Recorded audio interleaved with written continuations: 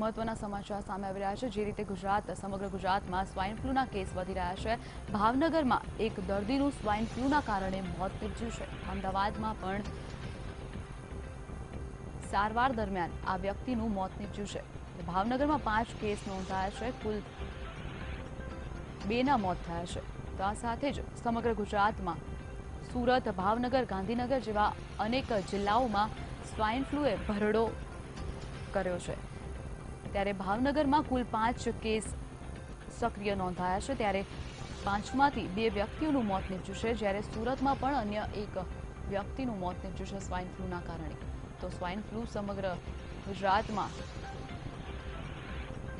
જોવા મળી રહ્યો છે, ત્યારે ભાવનગરમાં એક વ્યક્તિનું મોત નીપજ્યું છે। જણાવી દઈએ કે ભાવનગરનો દર્દી અમદાવાદમાં સારવાર લઈ રહ્યા હતા, તે દરમિયાન તેમનું મોત નીપજ્યું છે। તો સ્વાઇન ફ્લૂના કારણે કુલ 3થી પણ વધુ લોકોના મોત નીપજ્યા છે। ત્યારે ભાવનગરમાં 5થી વધુ કેસ પોઝિટિવ નોંધાયા છે, જ્યારે સુરત, ગાંધીનગર દરેક જિલ્લાઓમાં પણ સ્વાઇન ફ્લૂના કેસ પોઝિટિવ નોંધાયા છે। તો આ અંગે વધુ માહિતી માટે અમારા સંવાદદાતા નીતિન સોની જોડાઈ ગયા છે। તો નીતિન, જે રીતે સ્વાઇન ફ્લૂ વધી રહ્યું છે, તંત્ર દ્વારા કોઈ પગલાં લેવાયા છે કે કેમ?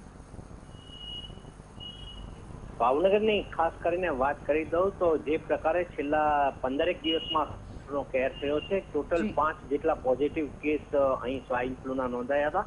અગાઉ એક મહિલાનું મોત થયું હતું, ગઈકાલે એક પુરુષનું પણ મોત થયું છે, જે ભાવનગરના આનંદવાડી વિસ્તારમાં હતા।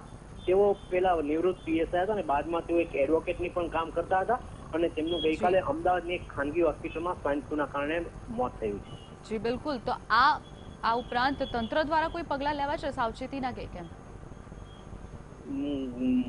ભાવનગર જિલ્લાના જે હેલ્થ ઓફિસર છે એમની સાથે પણ વાત થઈ છે। અગાઉ જે ફરિયાદકામાં એક મહિલાનું મોત થયું હતું, ત્યાં પણ ઘરે ઘરે ફરીને દવાના છંટકાવથી માંડીને આજુબાજુના જે રહીશો હોય તે લોકોના પણ લોહીના નમૂના બધું લેવામાં આવ્યું હતું। આ બેદમાં જે ગઈકાલે રાત્રે જે બનાવ બન્યો છે, ખાસ કરીને આનંદવાડી વિસ્તારમાં, અને આ અંગે આરોગ્ય વિભાગે સતત સાવચેતીના પગલાં આ વિસ્તારમાં પણ લેવાનું શરૂ કરી દીધું છે। જી બિલકુલ। તો આ ઉપરાંત પણ 5 કેસ પોઝિટિવ નોંધાયા છે, તો તેઓને હાલમાં કેવી સારવાર આપવામાં આવી રહી છે?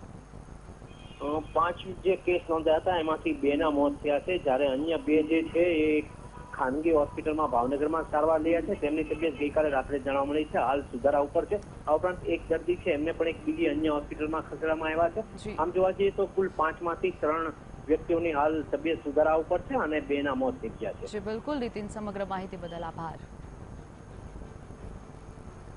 તો આ તરફ વડોદરામાં જિલ્લામાં પણ સ્વાઇન ફ્લૂનો કેર યથાવત જોવા મળી રહ્યો છે। ત્યારે સ્વાઇન ફ્લૂના કારણે શનિવારના સારવાર દરમિયાન એક 6 વર્ષના બાળકનું મોત થયું છે।